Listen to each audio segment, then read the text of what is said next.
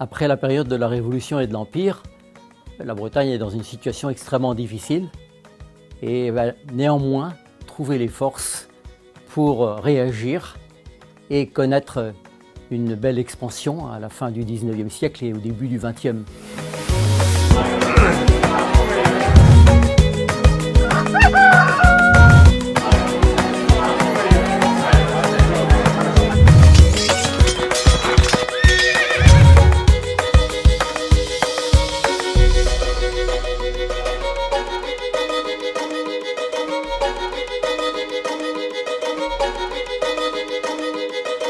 À la fin de l'Empire, il faut imaginer la Bretagne, les ports ensablés, plus aucun trafic, énormément de pauvres, près de 30% de la population était indigente, et puis une population qui a baissé à cause des morts de l'Empire. Et cette population qui a beaucoup baissé et qui est très pauvre n'a pas de moyens de survie. Donc il y a une émigration qui se développe, et aussi les Bretons vont peupler les mers, partir comme marins, et se lancer dans des pêches qui peuvent être très dangereuses, comme la grande pêche à la morue, à Terre-Neuve par exemple. Puis à partir de 1850, pêche vers l'Islande. Et cette épopée-là n'est explicable que parce qu'il n'y a pas d'autre travail et qu'on prend des risques énormes avec cette pêche, où un tiers ou un quart des marins finissent par faire naufrage. Donc c'est une Bretagne exsangue qui va peu à peu se reconstruire. En plus, elle a perdu ses industries de guerre, ses arsenaux, ses forges, parce que les forges fonctionnaient au bois.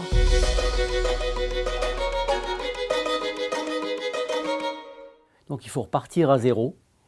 Et ça va commencer à partir de 1850, quand on a un traité de commerce avec la Grande-Bretagne qui permet d'envoyer des produits agricoles et de ramener de Grande-Bretagne, du Pays de Galles surtout, du charbon. Et avec le charbon gallois, on va faire de l'acier breton, dans les forges de Trignac et d'Hennebont, pour ensuite faire des boîtes de conserve aussi, parce que c'est la grande époque où la sardine va apporter une véritable prospérité sur la côte sud de la Bretagne, depuis Douarnenez jusqu'à Pornic. Donc la Bretagne, disons, relève la tête, elle reste avec une très forte natalité. C'est un pays chrétien, donc la natalité reste très forte, 27 pour 1000 en Bretagne contre 20 pour 1000 en France. Donc finalement, ce qui sauve la Bretagne à l'époque, c'est qu'il y a beaucoup de petits Bretons à naître. Cela dit, ensuite, leur survie est problématique. Beaucoup de gens vont dans la marine, beaucoup de gens partent travailler dans les grandes villes, à Paris, dans les grands ports. Et on a toute une population émigrée, donc une diaspora bretonne qui émerge avec pas loin de 500 ou 600 000 habitants. La fin du siècle est beaucoup plus brillante, parce que donc les conserveries bretonnes deviennent les premières conserveries françaises, on fait 70% de la production. Et puis d'autres activités se développent, l'agriculture se modernise, surtout dans le Léon et quelques régions qui vont pratiquer la culture des légumes, et le pays de Rennes également. Et donc cette Bretagne est en train de relever la tête aussi sur le plan culturel. Elle a beaucoup progressé au point de vue scolaire, avec la contrepartie, c'est que la langue bretonne est exclue, interdite, et donc on apprend bien à l'école, mais on nous interdit de parler à l'école le gallo ou le breton, c'est-à-dire la langue maternelle. Cela créera des traumatismes qui auront la vie dure. Donc voilà une Bretagne qui est en plein redressement, qui a une démographie très dynamique. Le tourisme commence à se développer, et la Bretagne va être à la mode dès la fin du 19e siècle par les peintres impressionnistes ou d'autres courants de peinture qui vont venir vers la Bretagne, la prendre comme sujet de peinture et sujet de toile, d'inspiration, comme Gauguin. Et donc la Bretagne va devenir à la mode chez des minorités plutôt intellectuelles ou artistiques, et devenir finalement un terrain pour les premiers touristes, les touristes villégiatures et tourisme balnéaire, avec des stations balnéaires de Perros-Guirec, Dinard, Morgat, Carnac, etc.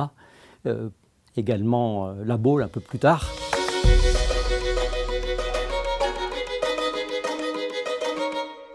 Et donc cette Bretagne est en plein renouveau. Malheureusement, elle va, comme toute la France et une bonne partie de l'Europe, connaître un coup très très dur avec la Première Guerre mondiale. Comme c'est un pays jeune, il va fournir énormément de soldats. Comme c'est un pays agricole, il va fournir énormément de fantassins, de soldats à pied. Et c'est là qu'il y a le plus de pertes. Et c'est pour ça donc que la Bretagne sera plus marquée que beaucoup d'autres régions du point de vue de la démographie et du point de vue aussi du traumatisme psychologique.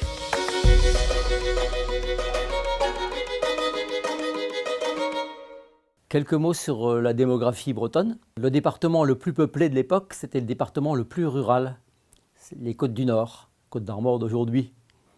Et il a continué à monter jusqu'à 1850 à peu près, où il a atteint 630 000 habitants. Et aujourd'hui, c'est le département le moins peuplé de loin.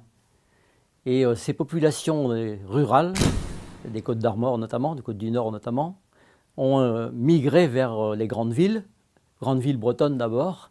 La principale grande ville bretonne, c'est Nantes, qui au XIXe siècle retrouve vite une grande prospérité. Nantes, c'était autrefois la traite négrière. Après, donc au XIXe siècle, c'est devenu le grand commerce international, avec des bateaux qui vont vers l'Amérique du Sud, qui vont vers la Chine, etc. Donc une navigation mondiale. Et par la suite, Nantes s'est spécialisée dans l'industrie métallurgique et les chantiers navals. Notamment des capitaux britanniques sont venus s'investir.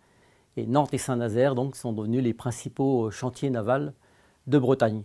La côte sud de la Bretagne voit basculer vers elle une partie de la population.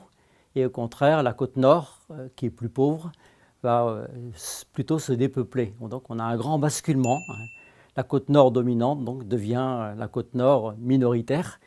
Et la côte sud se développe largement grâce aux capitaux nantais qui s'investissent dans toutes les conserveries. Et on compte au moins une soixantaine de conserveries sur la côte sud jusqu'à Douarnenez.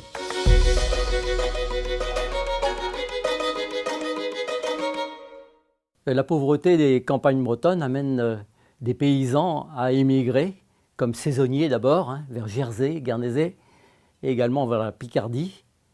Et puis d'autres Bretons vont beaucoup plus loin, s'installer au Canada, aux États-Unis, et même dans l'ensemble de l'Empire français de l'époque, et des colonies françaises de l'époque. Donc on a une population qui émigre massivement, faute de pouvoir donner du travail à tout le monde. Une partie de ces gens-là garderont des liens avec leur pays d'origine, et ça fait finalement une ouverture de la Bretagne sur le monde, puisque sur les 5 continents, on trouve des émigrés bretons. Et ces émigrés bretons donc, gardent des liens, comme ceux de Gourin par exemple, qui sont partis vers les États-Unis, gardent des liens avec leur territoire d'origine, dans ce cas précis, la Bretagne centrale. Donc l'accélération de l'émigration est largement due à la pauvreté bien sûr, mais surtout à l'arrivée du chemin de fer, qui est un moyen de transport fréquent et relativement bon marché. Avec l'arrivée du train au cœur du centre-Bretagne et au cœur des régions pauvres de Bretagne, l'émigration devient massive. Ces immigrants sont souvent des gens pauvres, peu instruits, et lorsqu'ils arriveront dans des territoires qu'ils ne connaissent pas, dans des territoires où ils sont plus ou moins bien accueillis, on les qualifiera de ploucs, c'est-à-dire des migrants ignares, parfois ivrognes, et qui marqueront un peu l'image des Bretons émigrants. Et du côté des femmes, l'image, c'est Bécassine, qui sera traduite par bande dessinée en 1905, mais le phénomène existait déjà, c'est-à-dire une émigration de gens pauvres qui occupent ensuite des fonctions subalternes, et comme ils maîtrisent mal le français, au moins au départ, ils deviennent des sujets de moquerie.